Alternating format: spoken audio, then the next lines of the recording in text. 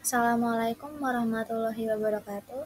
Saya Fadila Hanafia dari program studi Tadris Matematika dengan NPM 23010610010. Di sini saya akan menjelaskan tentang statistika.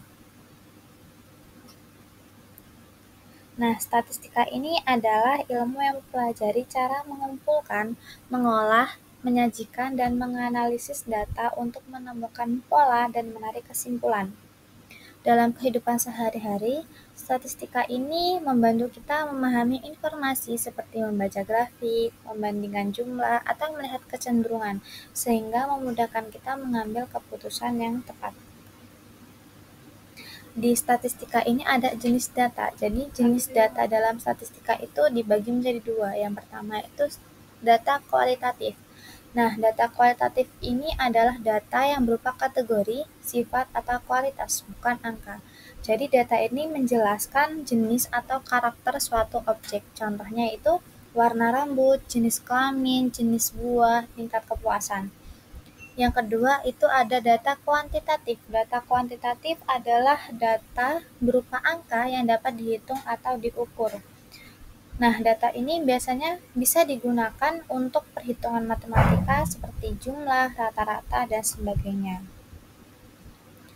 Kemudian data kuantitatif ini dibagi menjadi dua lagi, yaitu pertama ada data diskrit. Data yang berupa bilangan bulat dan dihitung, bukan diukur. Nilainya tidak bisa pecahan, contohnya jumlah siswa di kelas, jumlah sepatu yang dimiliki, dan jumlah buku. Yang kedua itu ada data kontinu, data yang dapat diukur dan bisa berupa pecahan atau desimal. Nilainya berada dalam rentang tertentu, contohnya tinggi badan, berat badan, suhu, dan waktu. Untuk cara pengumpulan data ini menggunakan langkah yang diperoleh informasi dibutuhkan sebelum data tersebut diolah. Ada beberapa metode yang bisa digunakan. Yang pertama, observasi. Observasi ini mengumpulkan data dengan cara melihat langsung objek atau kegiatan yang diteliti. Contohnya, mengamati jumlah kendaraan yang lewat di jalan selama 10 menit. Yang kedua ada wawancara. Wawancara ini mengumpulkan data dengan bertanya langsung kepada seseorang. Wawancara ini bisa digunakan secara tatap muka, telepon, atau lewat chat. Contohnya, menanyakan pendapat siswa tentang kegiatan ekstrakurikuler. Yang ketiga ada kuesioner atau angket. Mengumpulkan data dengan memberikan daftar pertanyaan yang harus diisi oleh responden. Biasanya digunakan jika jumlah responden banyak. Contohnya, angket tingkat kepuasan layanan sekolah. Yang keempat ada dokumentasi, mengambil data dari catatan, arsip, laporan, atau dokumen yang sudah ada. Contohnya yaitu melihat data nilai siswa dari daftar nilai semester. Penyajian data. Nah, untuk penyajian data dari statistika itu yang pertama ada tabel. Data disusun dalam bentuk baris dan kolom agar lebih rapi dan mudah dibaca. Yang kedua ada diagram batang. Menyajikan data dalam bentuk batang vertikal atau horizontal untuk membandingkan jumlah antar kategori. Yang ketiga ada diagram lingkaran. Menampilkan data dalam bentuk lingkaran yang dibagi menjadi beberapa bagian untuk menunjukkan persentase tiap kategori. Kemudian yang keempat ada diagram garis. Diagram garis ini digunakan untuk menunjukkan perubahan data dari waktu ke waktu dengan menghubungkan titik-titik data menggunakan garis. Yang kelima, ada histogram. Mirip diagram batang, tetapi digunakan untuk data berkelompok atau interval, sehingga batang-batangnya saling berdekatan tanpa jarak. Ukuran pemusatan data. Ukuran pemusatan data ini yang pertama ada mean atau rata-rata, menunjukkan gambaran umum dari seluruh data, dihitung dengan menjumlahkan semua nilai lalu membaginya. Contohnya 70, 89, 70, 80, 90, meannya itu adalah 80. Kedua yaitu median, nilai tengah, menunjukkan nilai yang berada tepat di posisi tengah setelah data diurutkan, berguna saat ada nilai ekstrim. Contohnya itu 60, 75, 85, mediannya itu 75. Ketiga ada modus.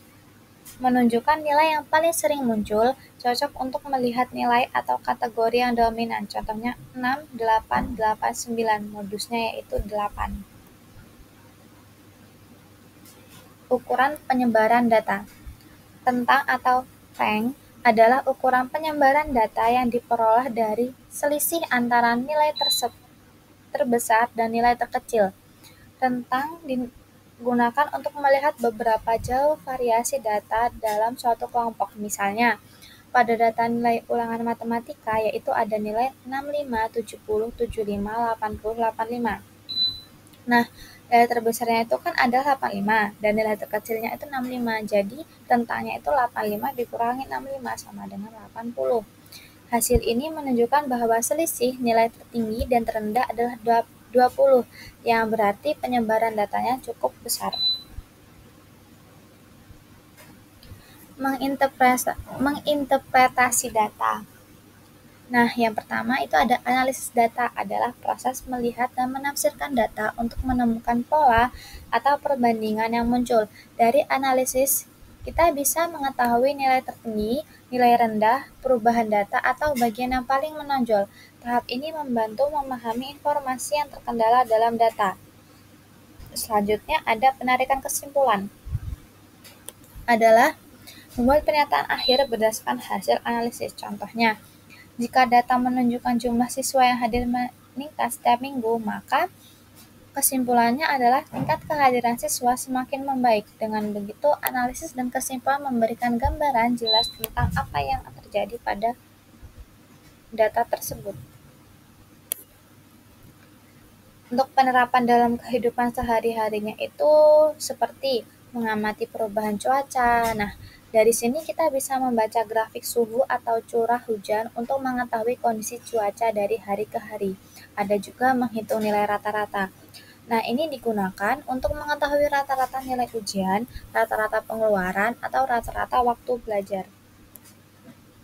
Selanjutnya ada membandingkan harga atau jumlah. Nah, statistika ini bisa loh membantu kita mengevaluasi mana produk yang lebih murah atau lebih banyak manfaatnya.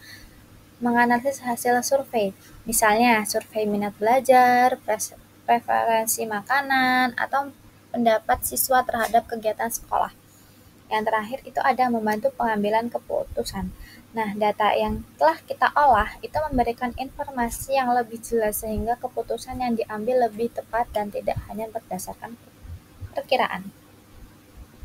Jadi kesimpulan dari materi ini itu adalah statistika adalah ilmu yang membantu kita memahami data dengan cara mengumpulkan, mengolah, menyajikan, dan menganalisisnya. Nah, untuk melalui statistika ini kita dapat data yang banyak diatur menjadi informasi yang jelas sehingga mudah digunakan untuk melihat pola, membuat perbandingan, dan mengambil keputusan.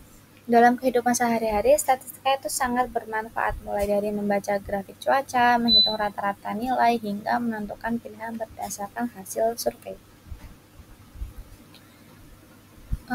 Cukup sekian materi yang saya sampaikan. Saya akhiri. Wassalamualaikum warahmatullahi wabarakatuh.